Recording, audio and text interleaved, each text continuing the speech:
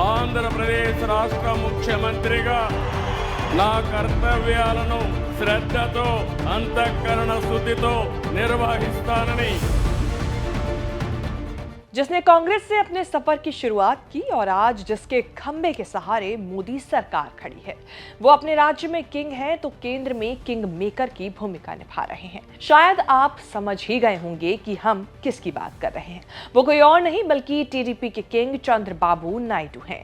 आज चर्चित चेहरा के एपिसोड में इसीलिए उनका जिक्र किया जा रहा है क्योंकि साल भर कई मौकों पर चंद्रबाबू नायडू चर्चा में रहे। वहीं न्यूज तक के पोल में करीब 7 लाख वोट हमारे व्यूअर्स ने दिए, जिसमें 7% वोट देकर चौथे नंबर पर जनता ने यानी आपने चंद्रबाबू नायडू को साल का सबसे चर्चित चेहरा के रूप में चुना है। नमस्कार, मैं हूं कीर्ति और आप देख रहे हैं न्यूज तक। 1996 और 1998 में अटल बिहारी वाजपेयी को समर्थन देने वाले चंद्रबाबू नायडू आज पीएम मोदी की सरकार के किंग मेकर हैं।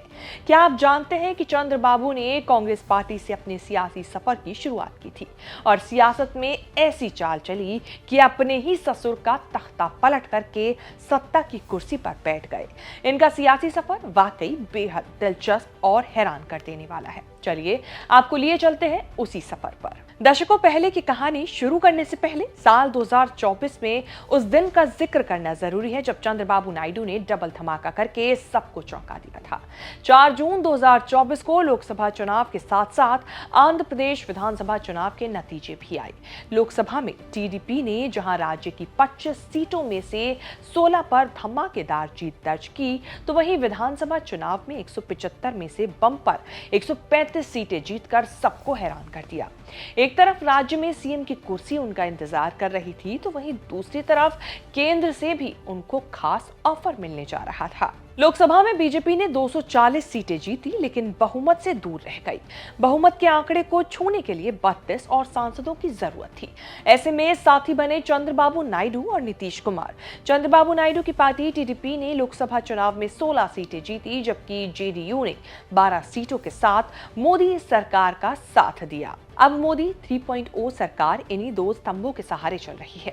बीते दिनों चंद्रबाबू अचानक तब चर्चा में आ गए थे जब वक्फ संशोधन अधिनियम को लेकर उन्होंने केंद्र सरकार से थोड़ा अलग स्टैंड ले लिया था।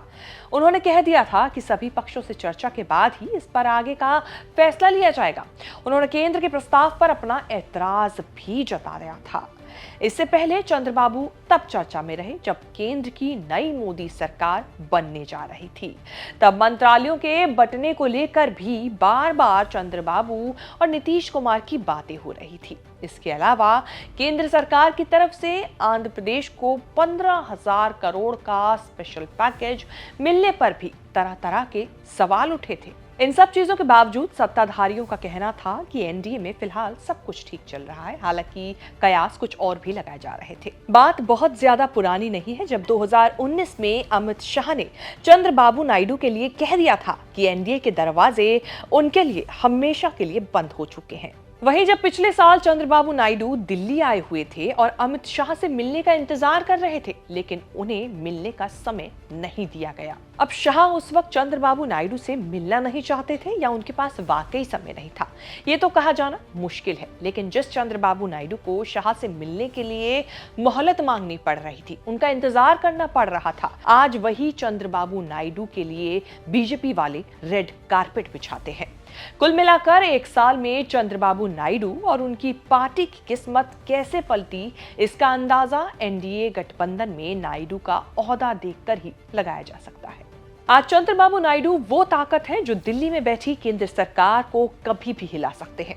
कम सीटें जीतने के बावजूद भी राष्ट्रीय राजनीति में उनकी भूमिका को नजरअंदाज नहीं किया जा सकता। चंद्रबाबू नायडू की स्थिति उनकी राजनीतिक समझ और उनकी कुशल रणनीतियों का परिणाम है।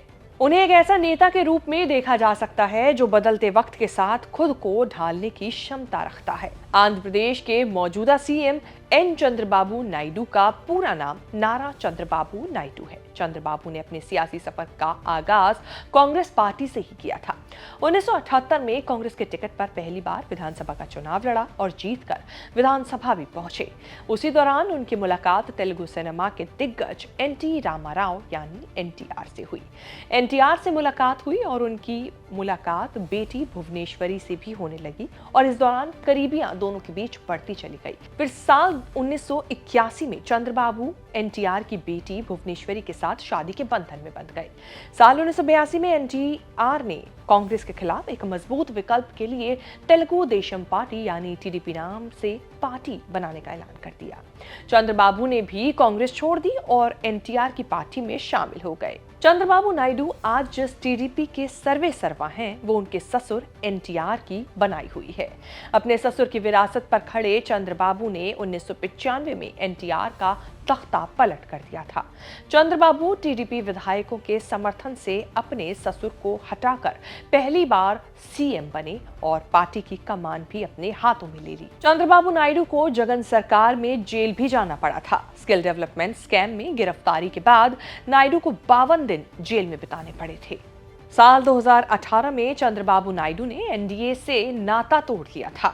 इसके पीछे प्रमुख कारण था आंध्र प्रदेश को विशेष राज्य का दर्जा दिलाना और आंध्र में 2019 के विधानसभा चुनाव और लोकसभा चुनाव में तेलुगु देशम पार्टी को करारी हार का सामना आंध्र प्रदेश में करना पड़ा था। इस हार के बाद नायडू के नेतृत्व को लेकर सवाल उठने लगे। मार्च 2024 में चंद्रबाबू नायडू ने एनडीए में फिर से वापसी की। टीडीपी, बीजेपी और पवन कल्याण की जनसेना ने आंध्र प्रदेश में साथ मिलकर चुनाव लड़ा। इस राजनीतिक समीकरण ने उन्हें फिर से चर्चा में ला दिया। नायडू ने साल 1996 और 1998 में संयुक्त मोर्चा का नेतृत्व किया था और अटल बिहारी वाजपेयी के नेतृत्व वाली सरकार को समर्थन दिया था। और आज एक बार फिर चंद्रबाबू नायडू की पार्टी की ओर से ही केंद्र सरकार में सरकार अभी तक बनी हुई है। कहा जा रहा है कि चंद्रबाबू अगर चाहें तो केंद्र सरकार में कभी भी तख्ता पलट कर सकते हैं। इसीलिए वो बने आज के हमारे चर्चित चेहरा। उम्मीद है इस साल के अंत में चंद्रबाबू नायडू को लेकर जो हमने खबर आपको पेश की है वो आपको पसंद आई होगी। अगर आपको इसे लेकर कोई राय देनी है तो आप कमेंट सेक्शन में जाके हमें अपनी बात जरूर बताएं।